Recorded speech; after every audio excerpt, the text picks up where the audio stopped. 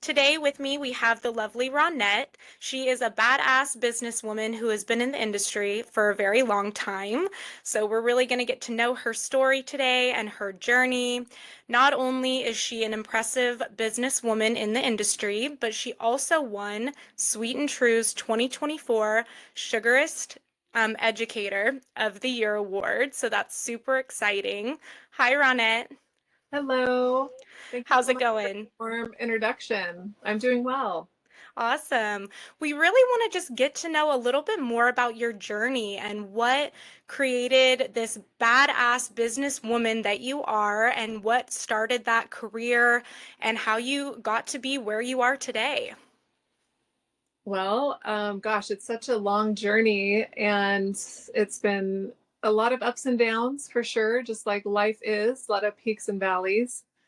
But I started really young. I actually had a really bad case of acne starting at like 12, 13, and tried all the doctors' remedies and pills, and it didn't help. It made me super sensitive to the sun, even a bout of depression on the Accutane. So once I started babysitting and making a little money, I started going to an esthetician and I really started seeing results and I got to know her and her lifestyle and it just looked like a really fun career path. So as I got older, I did go to a couple of colleges, like junior colleges, kind of lost though, just taking whatever courses looked fun.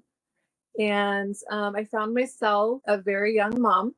I had my son when I was 20 and I decided very quickly that I needed a faster career path.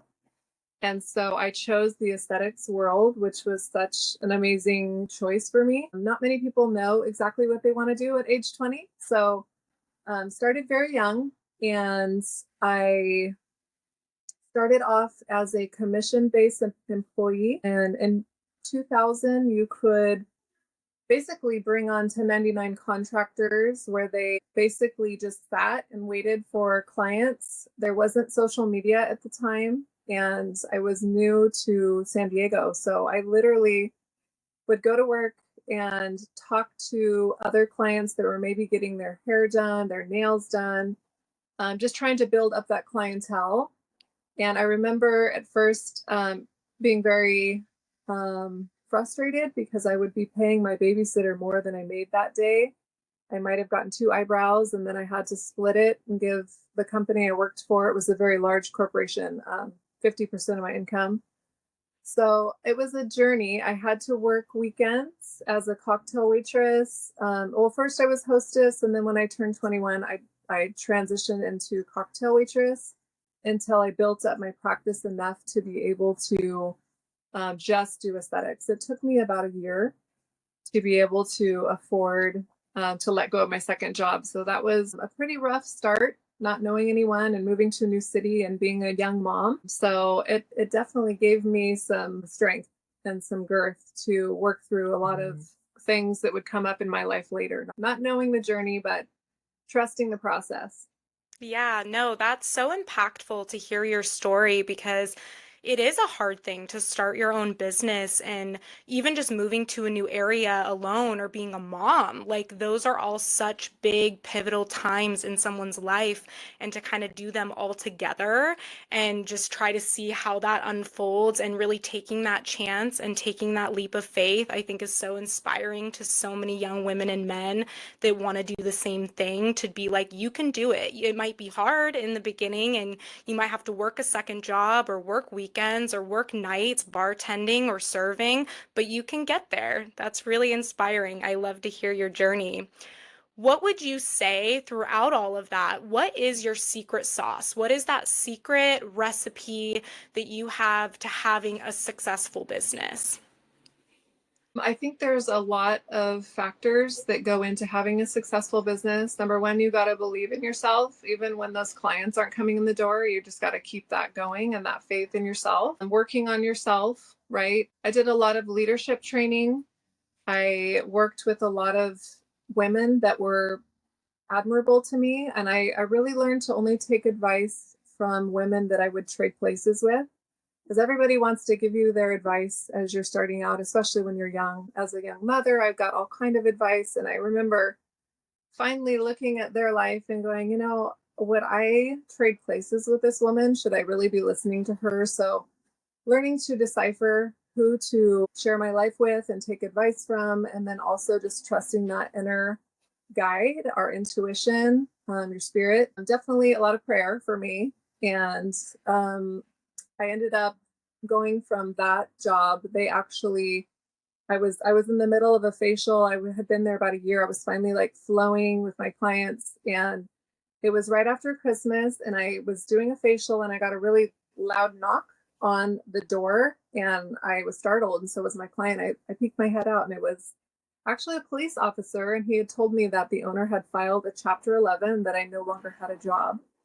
So Wow. thankfully, I had been putting some feelers out to a couple other places. I had to literally pack up my little aesthetics practice that day and leave and start over. And so I learned quickly from that experience how important it is to, as a business owner, like save money and budget. It was a hard lesson to learn from him.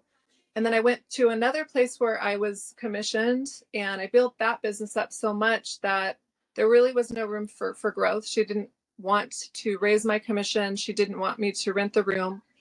So I went from there to another location and rented the room, and then started managing all of my own laundry, my own products, my own booking system. And once I was turning away clients from there, I decided that the other two places that I had worked for, if those owners could do it, I thought I could do it. And so I did. I opened a spa with one of my good friends, and we had that going here in Bay Park, San Diego, for about a decade. And I learned a lot there too. We had 4 treatment rooms and 9 employees, and we had a really good run with that. And during that time, I was introduced to sugar.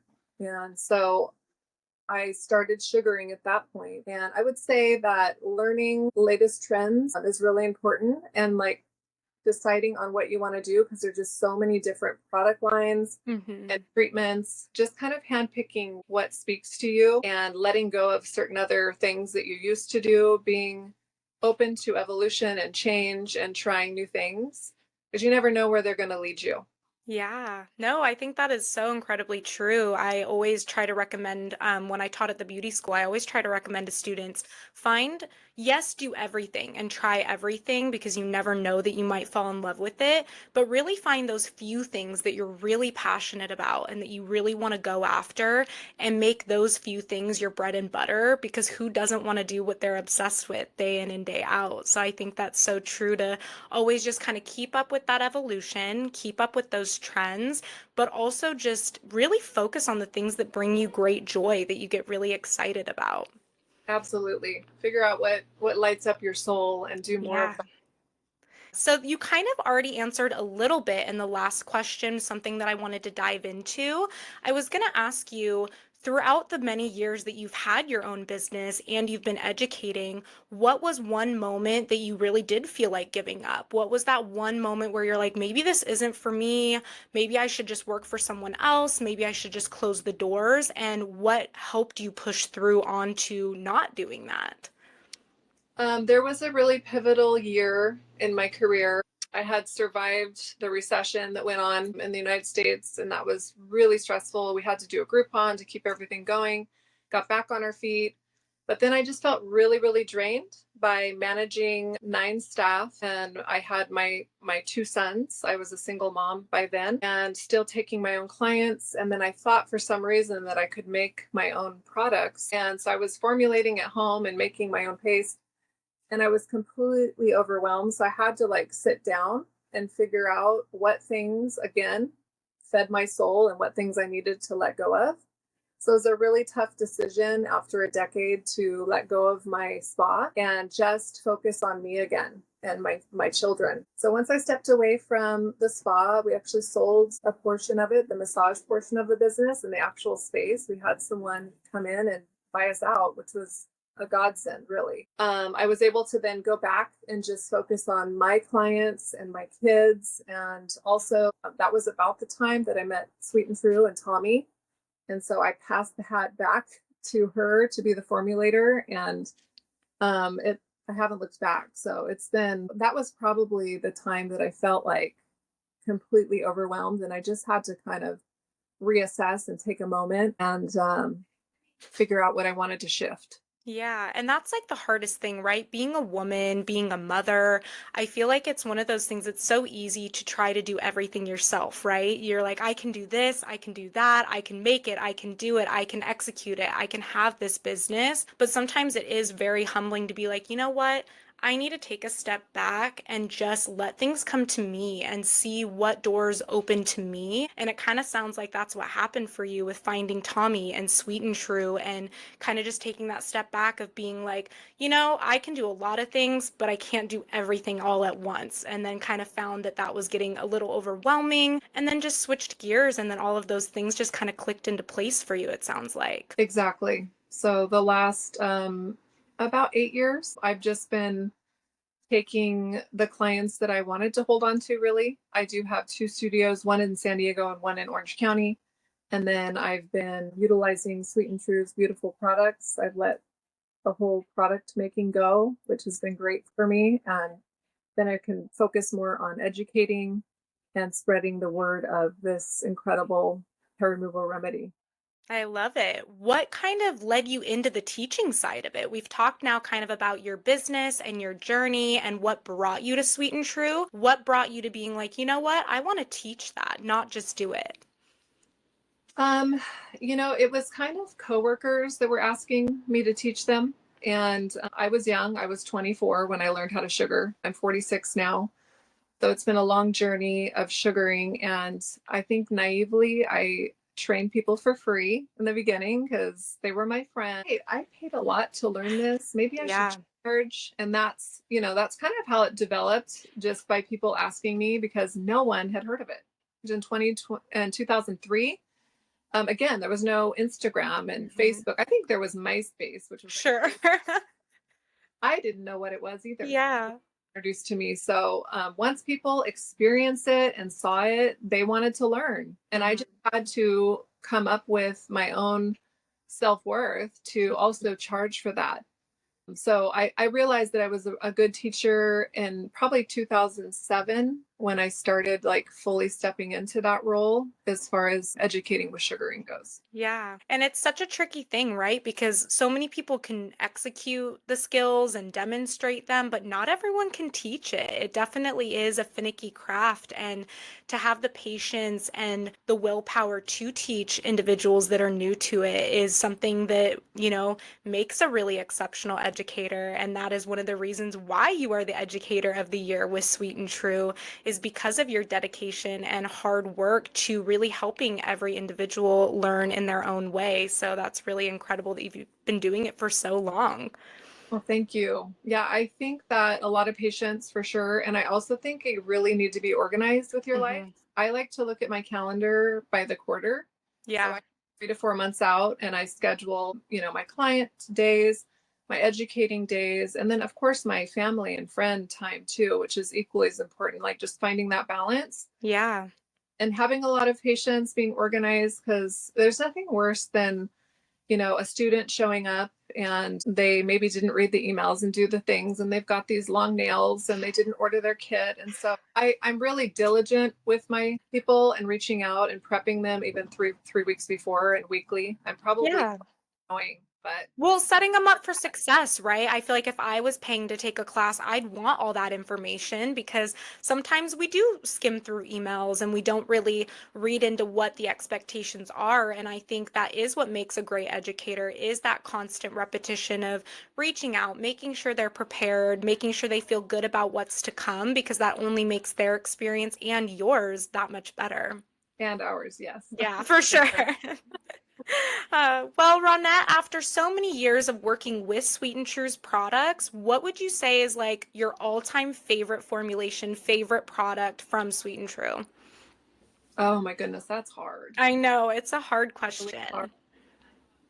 Um I couldn't pick one if I'm honest. I Yeah. would say lately, I've been retelling and loving. I would say the Hydrate and Heal Balm, the new one, the blue tansy fragrance, Yeah. is divine. I Yeah. can't keep that one on the shelves. So just because that's the latest one, I would have to go with that if I had to pick one, but they really just simultaneously all work together and I need them all.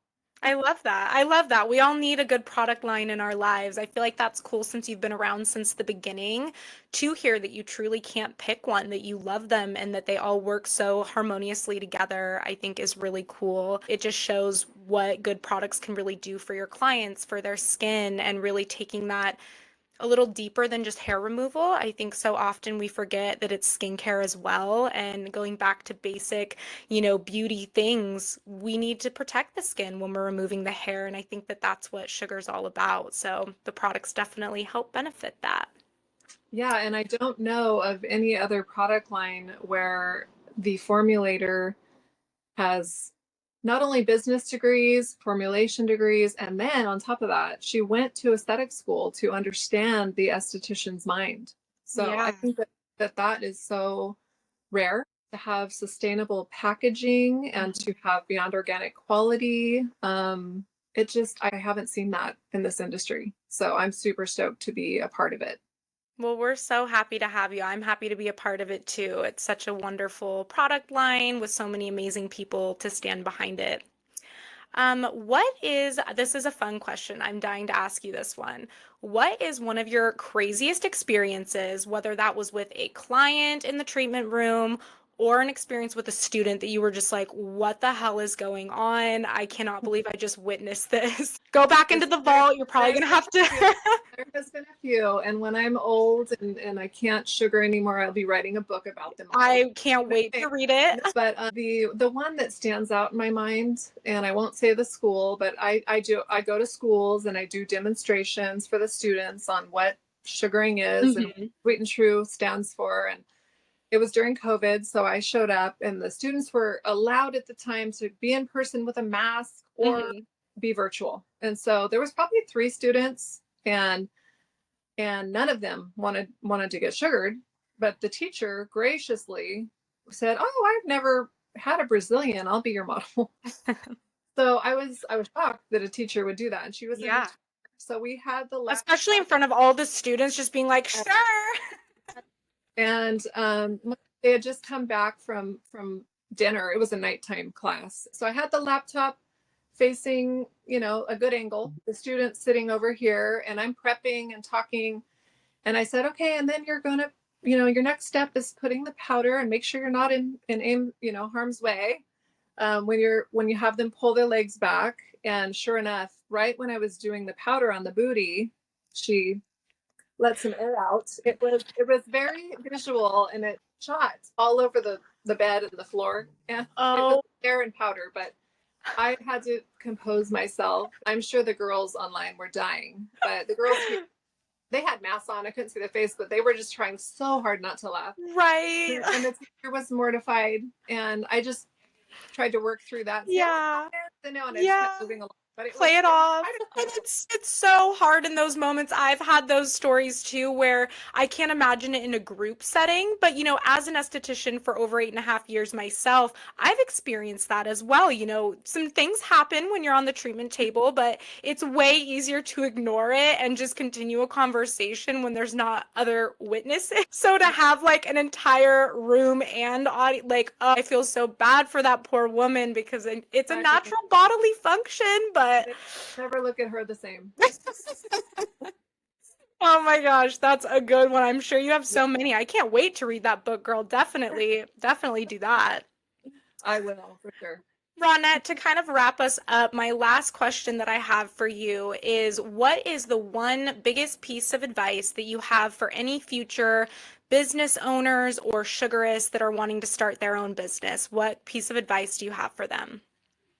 Gosh, I would say, and I'm 25 years in, don't ever stop being a student. Even if you do become an educator in life, we are constantly learning, and you're never done being that student until we die. And as far as I know, we only get one time on this planet. Yeah. So continue to work on yourself, whatever that might be, maybe workshops, the books you read, the company you keep, eating healthy, working out, like always working on yourself and trying to keep that balance in Mhm. work and play.